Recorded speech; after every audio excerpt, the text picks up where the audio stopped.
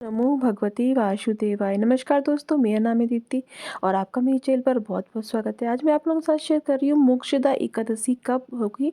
3 तारीख को कि 4 तारीख को, और इसकी विधि क्या है, पूजा विधि क्या है, नियम क्या है, व्रत के महत्व क्या है और व्रत की कथा भी आज आपके साथ संपूर्ण सभी चीज़ें एक ही वीडियो में शेयर करूँगी। तो चलिए हमारे वीडियो को शुरू करते हैं। तो सबसे पहले तो सुबह उठकर आपको संकल्प लेना है और जैसी सारी एकादशी की पूजा होती है वैसे ही विष्णु भगवान की आपको पूजा करना है। अगर आपके यहाँ विष्णु भगवान की फ़ोटो या फिर मूर्ति नहीं है तो आप अपने गोपाल जी की भी पूजा कर सकते हैं, क्योंकि वही हमारे विष्णु भगवान जी भी हैं। तो हर घर में गोपाल जी तो होते ही है, इसलिए आप उनकी पूजा कर सकते हैं। अगर वो भी ना हो तो आप कोई बात नहीं, आप एक सुपारी ले लीजिए, उसको आप कला बांध कर आप एक प्लेट पर रख कर उसी का अभिषेक कर लीजिए। उसी की पूजा करने के बाद आप केले का प्रसाद लगाइए और पीला मिष्ठान भोग में ज़रूर लगाइए।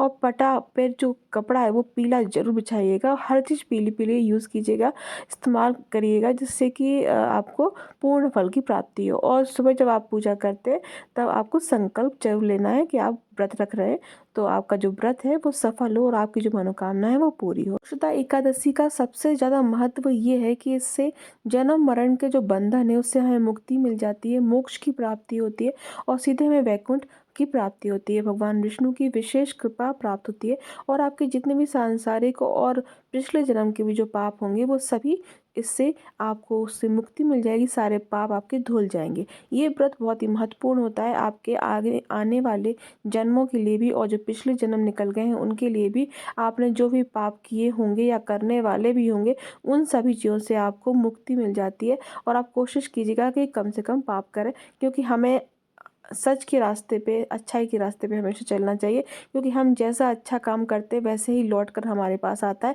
अगर आप बुरे काम करेंगे, लोगों के लिए बुरा सोचेंगे, तो वही लौट कर आपके पास ही आएगा। इसलिए आप अच्छे काम कीजिए और दान पुण्य ज़्यादा से ज़्यादा कीजिए, जिससे वो आपके आगे आता है, आपके आड़े आता है। तो आपके आने वाले जो भविष्य है, आपके जो बच्चे हैं, आपकी जो संतानें हैं, उनके लिए भी आपके लिए एक मिसाल कायम करते हैं, उनके लिए भी एक अच्छी एक नियत का कायम करते हैं कि हम जैसा करते हैं वैसा ही हम भोगते हैं। इसीलिए हमें अच्छे से अच्छा काम करना चाहिए। तो चलिए आप इसकी जो कथा है वो मैं आपके साथ शेयर करती हूँ। बहुत ही पहले समय की बात है, पौराणिक समय की बात है। चंपा नगरी में राजा वैखनस थे और वो बहुत ही पुण्य आत्मा थे, बहुत दान पुण्य करते थे और उनकी जो जनता थी उनसे बहुत ही प्रसन्न रहती थी। उनकी जो प्रजा है वो बहुत ही प्रसन्न रहती थी। राजा हमेशा दूसरों के दुख को समझते थे और उनकी समस्याओं को दूर करने की प्रयास करते थे। उनकी जो प्रजा है वो इस चीज़ से ज़रूर उनसे खुश रहती थी कि वह न्याय जो करते थे बहुत ही सही न्याय करते थे। तो एक दिन बहुत समय बाद उनको एक सपना आया कि उनके जो पूर्वज हैं वो नर्क की प्रताड़ना झेल रहे हैं। उन्होंने उन जब वो सपने से जागे तो बहुत ही दुखी हुए और उन्होंने सोचा ऐसे कैसे हो सकता है, क्योंकि जब हमारा कुल इतना भव्य है, इतना परोपकारी है, दान पुण्य करता है, तो हमारे पूर्वज न ऐसे कैसे कोई पाप कर दिया कि वह नर्क भोग रहे हैं।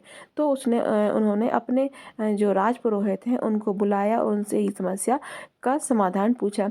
राजपुरोहित ने कहा कि आपके पूर्वजों ने एक ऐसा पाप कर दिया था जो कि माफ़ नहीं हो सकता था और कट नहीं सकता था किसी चीज़ से, इसीलिए वह नरक भोग रहे हैं।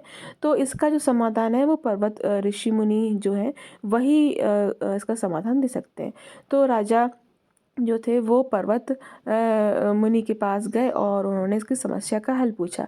पर्वत मुनि ने सारी व्याख्या सुनी, उनकी परेशानी को समझा और उन्होंने इसका ये उपाय बताया कि जो मार्गशीर्ष महीने की जो ये एकादशी होती है, मोक्षदा एकादशी, इस दिन अगर आप व्रत रखेंगे, नियम से पालन करेंगे और दान पुण्य करेंगे तो आपके जो पूर्वज हैं उनके जो पाप है वो कट जाएंगे। तो वैसे ही वापस जैसे ही वो अपने महल में वापस आए और जैसे ही मोक्षदा एकादशी पड़ी, उन्होंने राजा ने अपने बहुत ही अच्छी तरीके से मोक्षदा एकादशी का व्रत नियम पालन संकल्प लिया और बहुत अच्छी तरीके से निभाया, दान पुण्य किया और प्रार्थना करी कि हमारे जो पूर्वज हैं उनका जो भी पाप है वो कट जाए और उनको स्वर्ग की प्राप्ति हो जाए।